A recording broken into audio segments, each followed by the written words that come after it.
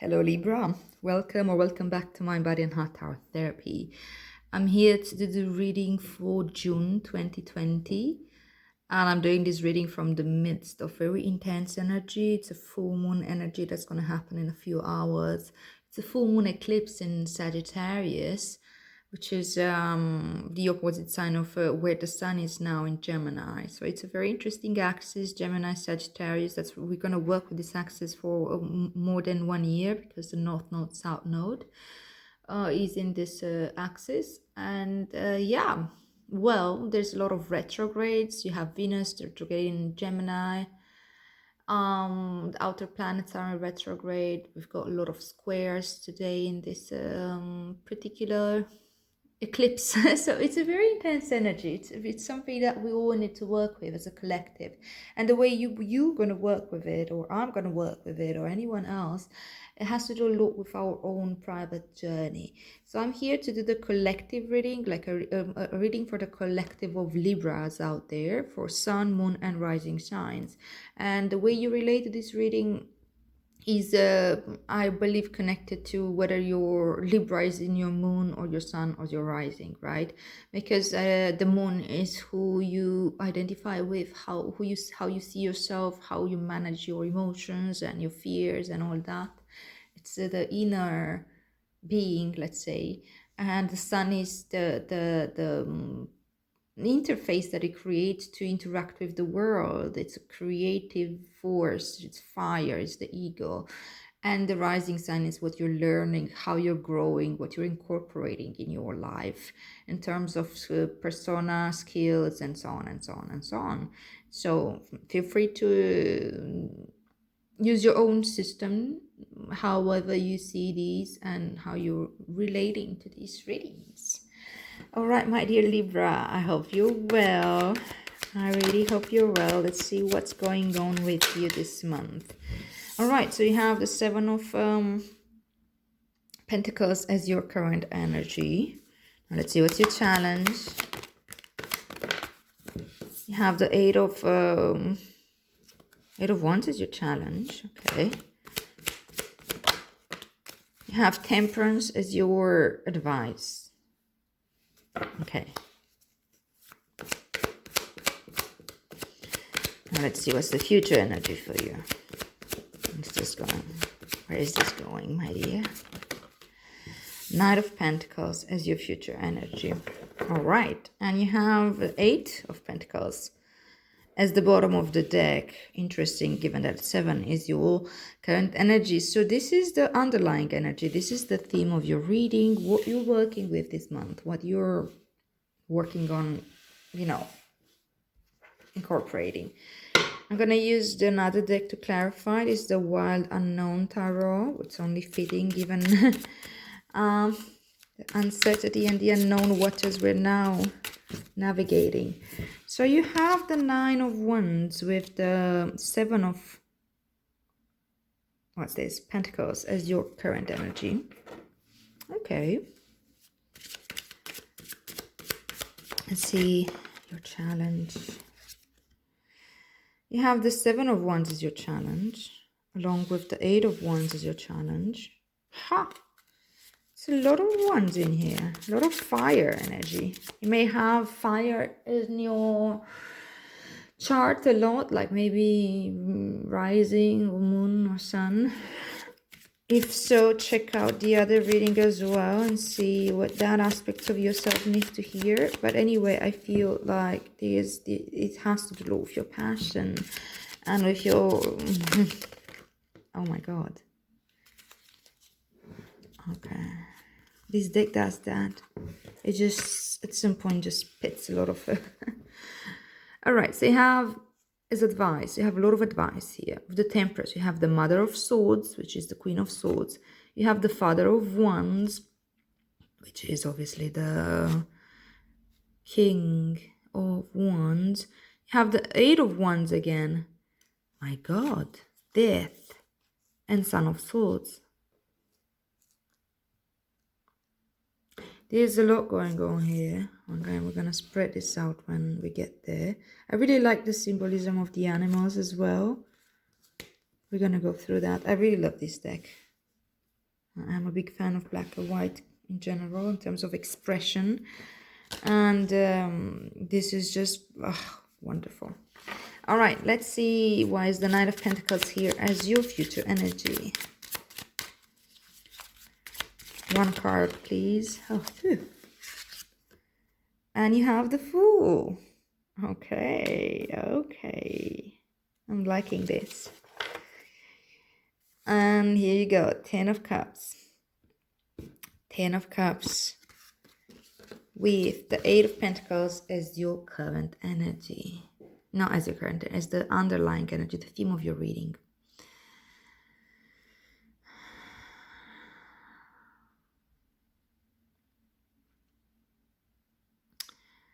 So you are very serious about working on yourself today, this month, not just today.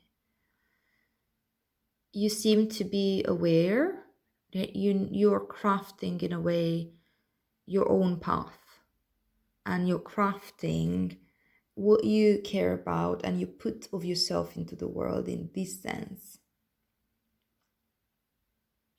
8 talks about stability. So you're creating a sort of stability. But what's interesting with the 8 is that it's also energy of the emotions. So it's the higher emotions, really. It's not the lower emotions like the 2 or 6 is kind of somewhere in the middle of, as we grow from the lower emotions to the higher emotions. But this is higher emotions. It's like when you're motivated by unconditional love, when you're motivated by loving kindness, when you're understanding and when you're understanding the workings of the world, not just of the mind and of the ego, when you're connected to the divine presence within you and into the world and with everything out there. So it's the work that you put from that place that's very important. And you see there's a 10 of cups in here, and I just love how all the colors of the rainbow appear here, and they're connecting with, each cup seems to like spread around these wires that have different colors, and they all connect. You see, like these ones, or blues come from here, and all greens come from here, and all yellows come from here. Can also be the colors of the chakra, by the way, but not only. I mean, however you relate to this. But I love that they all like mix up in the other cups, and they create this beautiful, beautiful, beautiful connection. And they create diversity, and they create understanding. This is like sorting them out, and this is like tasting them together. It's creating this net of what is considered to be happiness and fulfillment and joy. And I believe that happiness and fulfillment and joy comes as a consequence to working from this place of the higher emotions, from a place of compassion, from a place of unconditional love, It's not chasing happiness as a goal. It's rather, as I said, it's just a consequence of the work that you put of yourself into the world. And you may be crafting very much your own practice, how you're going to work with this. We learn a lot about different paths from different teachers, and different techniques and methodologies of how to better ourselves, or how to accept ourselves, or how to become awakened or enlightened, or how to, there's so many practices out there, but we always need to make the practice our own. And that's what's happening with the 8 of Pentacles. You're making this practice your own. You're not just mechanically repeating something that had been taught. It doesn't mean that like this person is striving for perfection here, is taking his time with each and every pentacle, and that gives him joy and happiness because he's focused, and because he's using his whole self into this. That becomes, he's in full presence with this. I hope that makes sense. All right, now, current energy. Well, in order to be able to even do this, you need to go through the 7, right? And the 7 is a period of assessment. It's where you've done some work already, and it's time to look back and see what works and what doesn't. In order to reach mastery, in order to create that perfect particular way of how to carve this, and to understand exactly how much weight you need to impose upon this, whatever that is, and how, what the angle should be, in order for you to understand that. And can only understand it based on your own dexterity, based on the tools that you have or you are able to create or purchase, based on the materials that you're working with, and so on. And for that to happen, to reach that place, we all need to go back and forth into this, like, okay, what have we planted? How does it taste? Or what needs to be adjusted? And it's not a judgment in the sense of like this good or bad, or this is a failure or not failure. It's very important to keep that in mind, the way you're perceiving this. It's simply an assessment, and it's working on feedback. But I think most important now is your own feedback, the feedback that you are truly able to give yourself. You see, you have the 9 of Wands coming along with the 7 of Pentacles. And the 9 of Wands traditionally means that, there's so little left for you to overcome. I mean, like, you're so near, so close to completion of a cycle and to healing of one wound. But for that, you need to be present with that wound. For you, that means that you need to look at things exactly for what they are. And yes, it's a ladder, it's a stair, and yes, it will take you to your deepest wisdom and intuition, and the moon, understanding your emotions, understanding what your subconscious is trying to tell you. And you see, it's an ascension here. And yeah, it may feel dark where you are right now. There's a lot of pain. The ladder is complicated. It's not all even and clear. But you have all these obstacles. But if you take your time, and if you really assess what's in there, what's there for you, what's present for you and within you and outside of yourself, you can find your steps, or you can use the tools at your disposal to get rid of not all, but just enough for you to put your foot in there and go up there and reach the top of that ladder, where it's not only that you meet yourself, who you are at the core of your being. And I'm happy that I started this reading by explaining the moon and the rising and the sun, because this is what the moon is. And it doesn't matter if it's Libra the moon or not. I mean, that's important to connect it with your moon and who you are deep down, and also connecting to your, as I said, deepest wisdom that comes from within. It's 9. The 9 talks about the mind, and it's the mind having, how your mind is affecting your path, your spiritual path, your passion, your perception of the world. And the injury right now is in the mind. Allow yourself to see it, allow yourself to perceive it, and allow yourself to nurture it and to tend to it. Do the kind of practices that allow you to do just that. Be present with your mind. There is, in Buddhism, there's I can't really remember the pronunciation of it, but the translation is vipassana of the mind. Means insight meditation of the mind. That means that you, instead of just watching or scanning through your body and watching what's happening in your body, what rises and falls, you're actually watching your thoughts. But you're doing that not from your mind, but from the space within yourself. In this case, I would say from the heart space. If you can focus or bring your awareness into your heart space, and from there, from that safe space, watch over your mind and see what's going on in there, without getting attached to any thoughts, without judging any thoughts, without pushing any thoughts away either. It's a very, very important practice, and it's really helping you to develop that equanimity in order for you to be able to see things for what they are and what is it within your power to change or not. I hope that makes sense. Now, let's see what's challenging for you.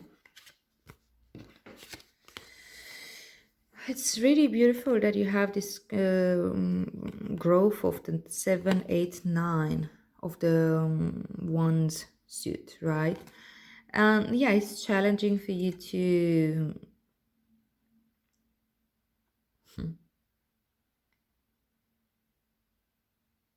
I think you are here in a way, actually. You may be here, but you may feel the need to regress back into the 7 and to the 8 because you're afraid to go through the 9, because the 9 is rather painful, right? And it's uncomfortable. It's sitting with the wound and being present with it. Therefore, you go back into the 7, where you go again and again and again in your mind of what your belief system is and how does that work. And that's good, that's useful. It's good to question ourselves. It's good to have the same assessment that we have based on our action and how we're putting in the energy, to have it also on the mind, not on the mind, on your belief system, and what holds true to you. And then from once that makes sense to you, then you have like an avalanche of insights, and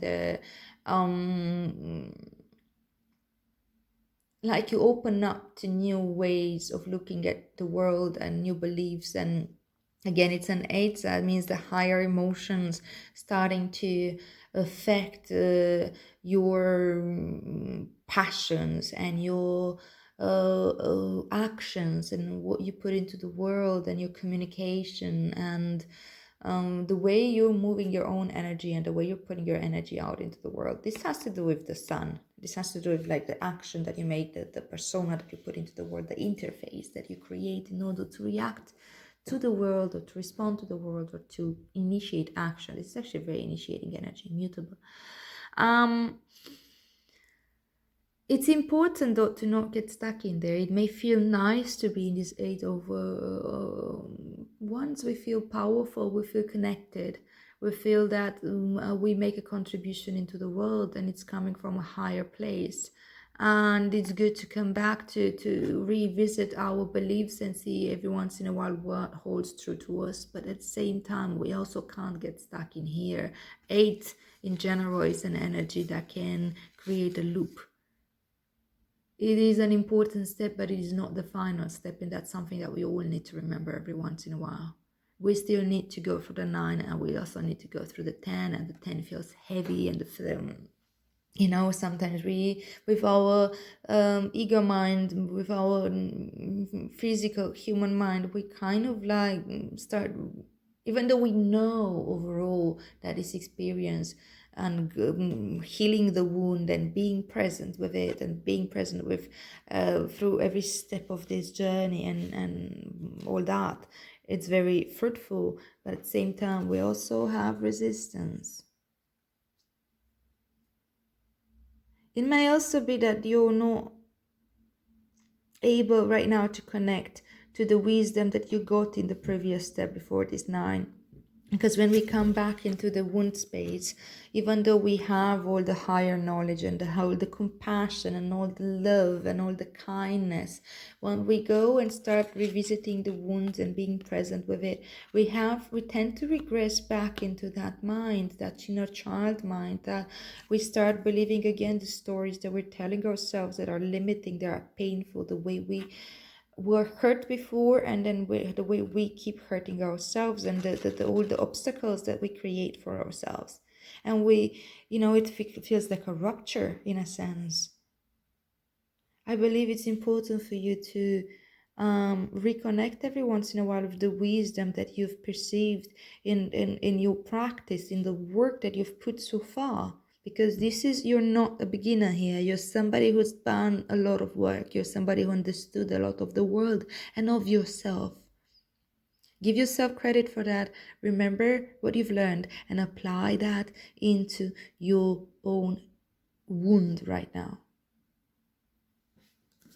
Okay. But let's see what's the actual advice. Temperance, yes. Temperance, my dear. Temperance means taking obviously a tempered approach. It means having a foot on the ground, but also a foot in the water.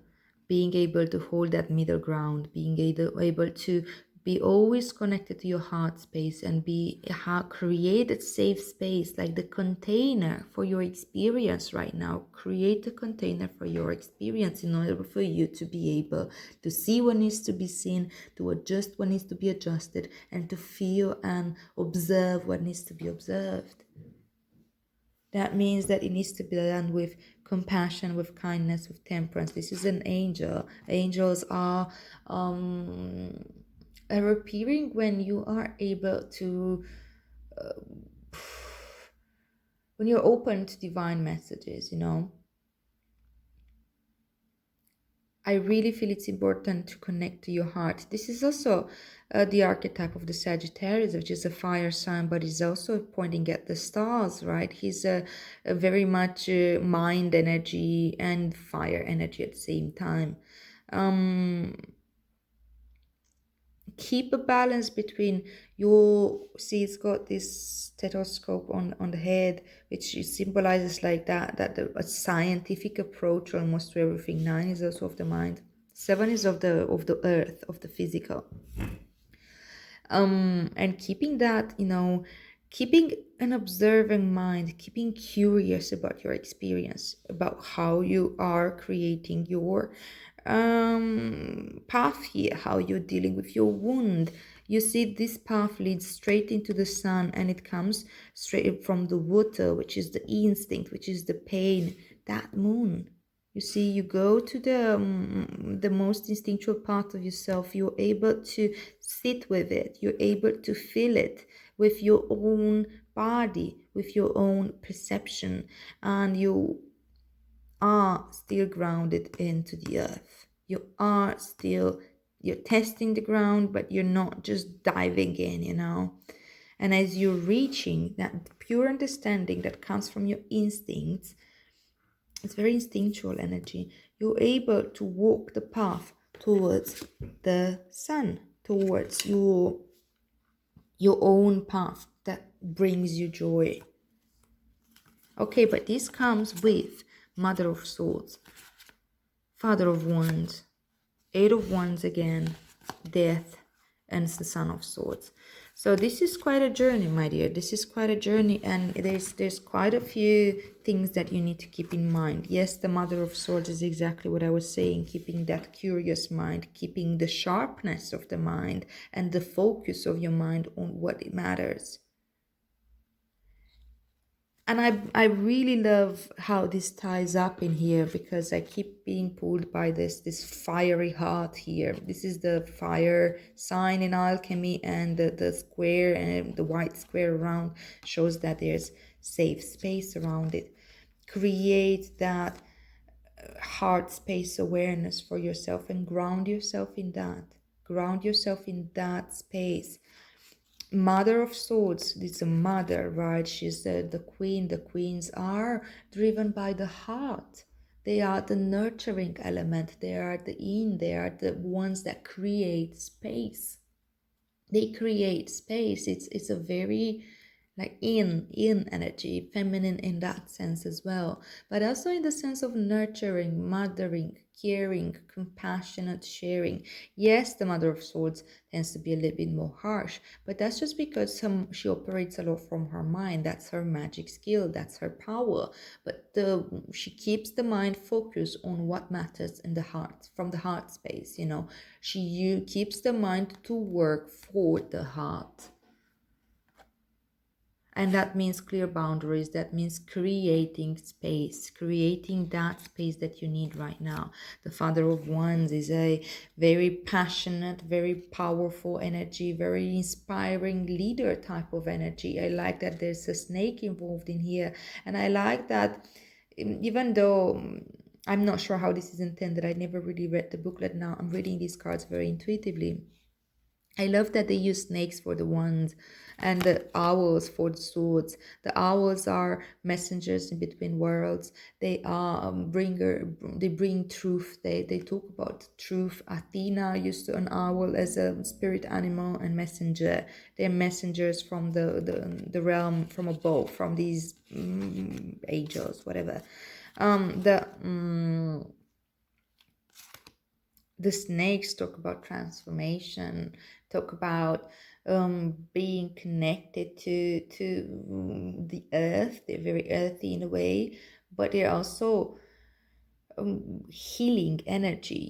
Snake energy is very healing. It's always symbolized as the healer, and also of transformation, because it changes its skin, right? It sheds old skins. It does not attach itself to only one way of being, and they understand when things need to be let go, and they do so with a lot of grace. And yeah, there's this lightning bolt in here that I see just here as well, with the exact same type of colors and stuff. Well, here it's got a bit more. So I think that you are advised to take into consideration the messages you do get from above, the messages that you do get from the connection you have with your deepest passion and connection with the divine presence, and allow the transformation to take place. So I was just talking about transformation and I forgot this was here. But yeah, allow the transformation to take place. Allow yourself to communicate what needs to be communicated. Allow yourself to expand your mind in ways that need to be expanded in order for the transformation to take place. And that means usually letting go of the skins that you were attaching yourself of. It's become restrictive. Yes, it served you at the time. Yes, you may have to shed a few skins throughout your life, as we all do.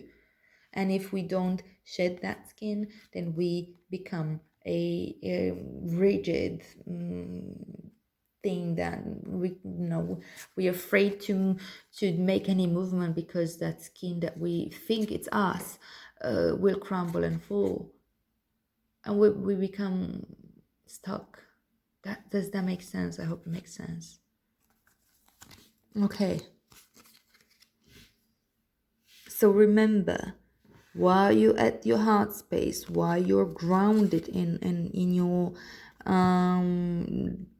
spiritual heart, for which you have mastery, by the way, in this, keep yourself focused in the heart space, and from the space that you're creating, with the boundaries that you need, with the proper communication, with the proper willingness, looking at your thoughts and observing what's going on into your mind space, allowing yourself to be flexible and to taste both into the earth realm, but also into the energy from your deep wisdom. Allow. That's what comes in mind. Allow. Okay, so where is this taking you? Knight of Pentacles with the Fool. I do see the circle here of the Pentacle, and I see the circle of the Fool. You see this duckling, or whatever that is. Looks more like a gooseling or whatever. It's looking like with it could fall, and it may just fall in the actual nest. It may fall in anywhere, and it doesn't know what's going on. But that's okay. That's okay, because that's the call to action. That's the beginning of the journey. That's his learning cycle, or she. And with the Knight of Pentacles here, the Knight of Pentacles talks about like expansion of your realm, of the worldly realm, growing to the limits, like pushing the boundaries of what you are creating into the world, what you're capable of, what are you building, like really expanding the empire, right? That's what the knights do. And it's mind over your realm, as you heal the wound that now lies into your mind, you are able to have a different vantage point. And it's okay to not know everything, because that brings you to the level of trust, really truly trusting the universe and trusting to yourself, that trusting to your senses. Use your senses to guide you.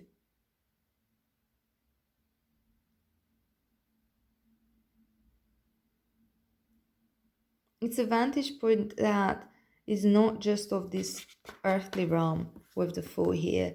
Yes, you see what's out there. Yes, you see where this path can take you, or where this path can take you, but you're also very much aware that not everything is under your control, and you can do your part to stay present, to feel into it, to use your senses and the tools you have at your disposal. But the path in itself will unfold the way that it's best for you, and is not decided by you. It's decided by your higher self, your divine connection, your the source, or your soul made a contract coming into this world to have certain experiences, to integrate, learn certain lessons.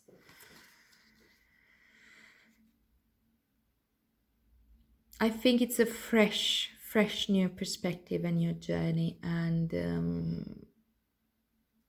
it gives you the ability to slow down and take in what you're learning here, take in all this process. This guy is not hurrying anywhere. It's one of the slowest nights, and that's okay. Takes time, takes creating your own method of how to work with yourself, make the practice your own, whether that's meditation or yoga or breath work, or I don't know, the schedule that you create for yourself, and how the elements that you put into it, again, like a scientist, a little bit of this, a little bit of that, what works for you, what is the taste that incites you the most, in order to feel connected to this most joyful side of yourself, which, by the way, they say in Buddhism that we all have the basic goodness, Buddha nature within ourselves, and then the moment that we are not so attached to the skins that our mind creates for ourselves, the rigidity that how we describe our world through our minds, then we come back to that joyous, that pure joy that comes from within. Okay, I hope that makes sense. I'm gonna pull out a Rumi Oracle card that hopefully will shed even more light on this, if in case you have been it's not very clear to you. Okay, no, I'm not going to take all that, but look at this. It's the cosmic heart. We were just talking at the heart there. Fine. This reading became longer than I intended it to be, but it is what it is, and I hope that you understand that these readings come as they come. I don't feel like I can actually adjust too much, because the messages come as they come. And I hope you feel comfortable with this, because it's like really sitting together and hanging out and really going through this from a level way, Okay, so the cosmic heart, it's again an 8. It's fantastic with these 8s. 1 8, 2 8, 3 8. It's a lot of, as I said, like higher emotions starting to affect your physical realm and your spiritual realm.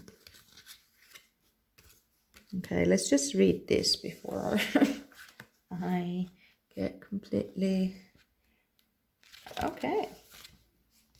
So the poem from Rumi says, can you see this? Let me see if I can adjust the lights a bit. No? Okay, whatever.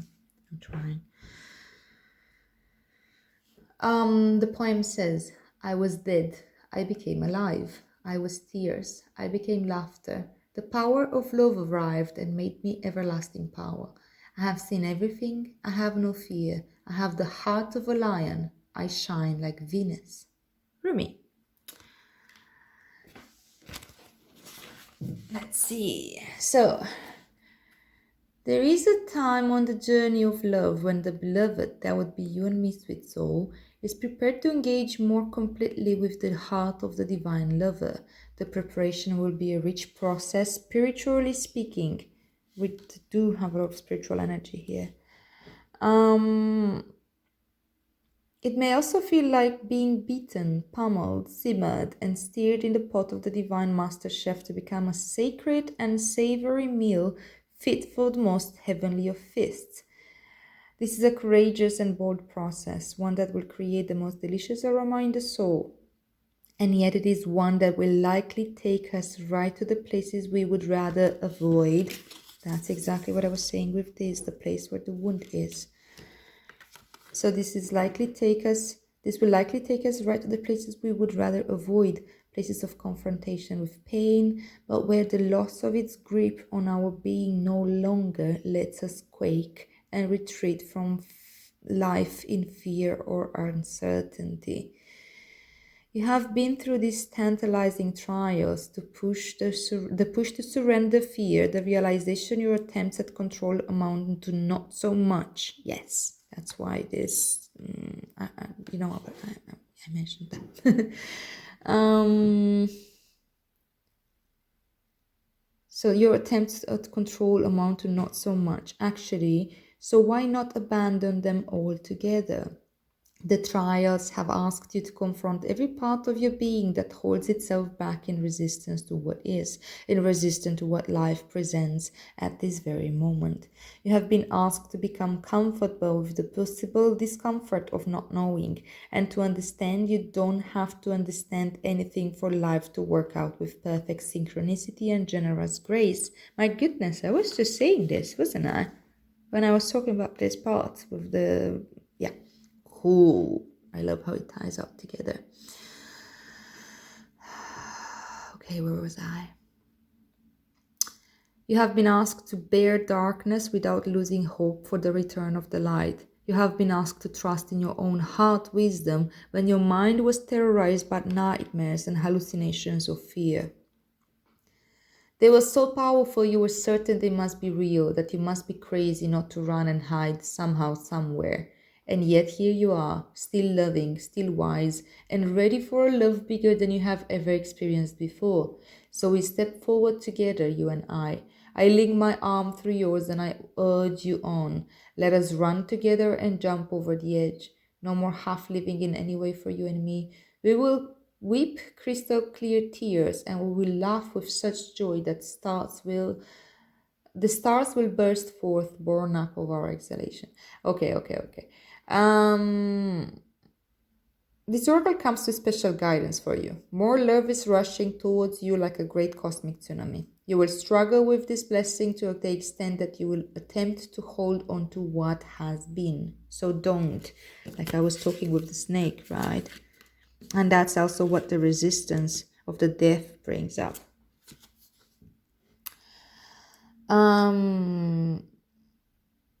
So you will attempt to hold on to what has been.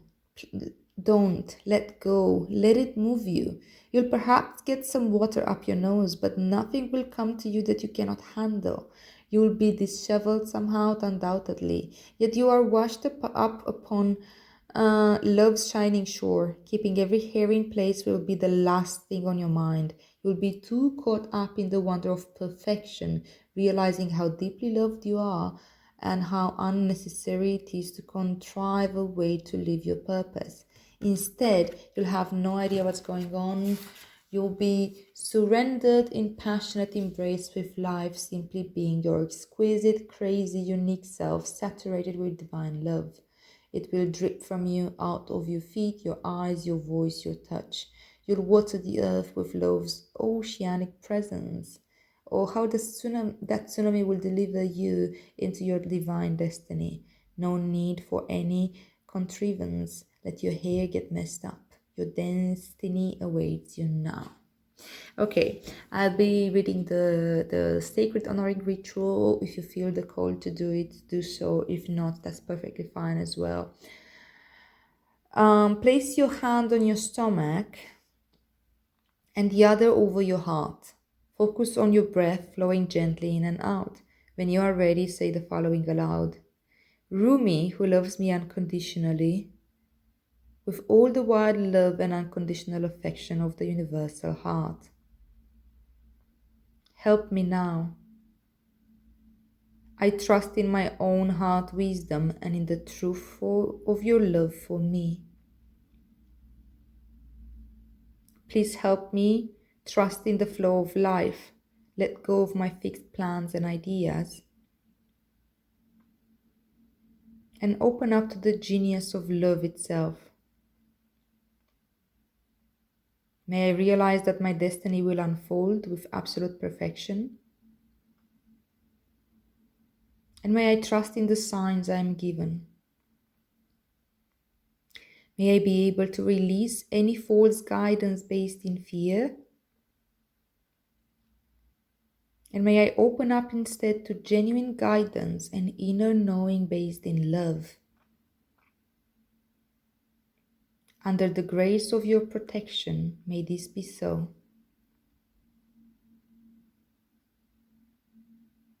Feel the warmth of your hands on your body. Just breathe.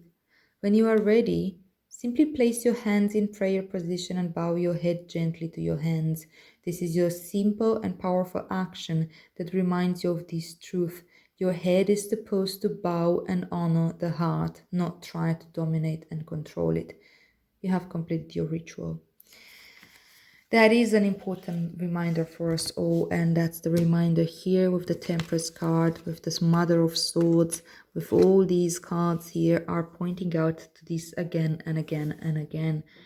Your mind is here to serve your heart. Don't allow it to break your heart. Stay present with the wound. Stay present with whatever arises for you, and you don't need to know where this is taking you.